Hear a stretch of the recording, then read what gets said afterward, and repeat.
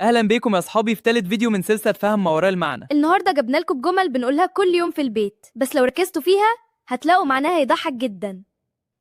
المشكلة إن في أصحاب لينا بيفتكروا إن الكلام ده حقيقي، وده اللي بيخليهم يستغربوا الكلام. ده انا عملت اكله هتاكل صوابعك وراها، الحقوا!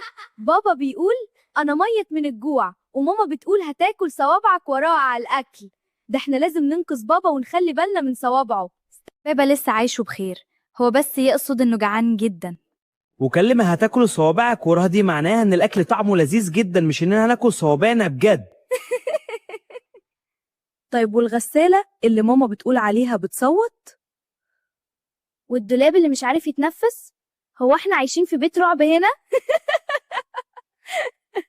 لا يا حبيبتي، ماما قصدها إن الغسالة صوتها بتتصلح. والدولاب مش عارف يتنفس يعني مليان هدوم كتير ومزحوم لدرجة ان مفيش مكان لقطعة تانية.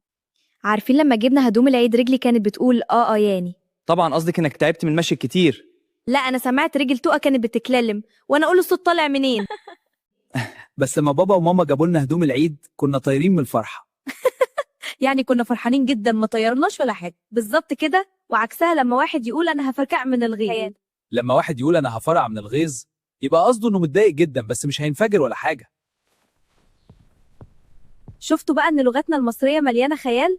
المهم دايما نفكر في المعنى مش بس الكلام. لو سمعتوا جمله تانية غريبه ومش فاهمين معناها اكتبوها لنا في التعليقات، وعمر وكنزي وطقه هيشرحوا لكم في الفيديو الجاي. ايوه، شاركونا افكاركم وما تنسوش اللايك والشير عشان تفرحونا. والمتابعة عشان يوصلكم كل جديد. سلام.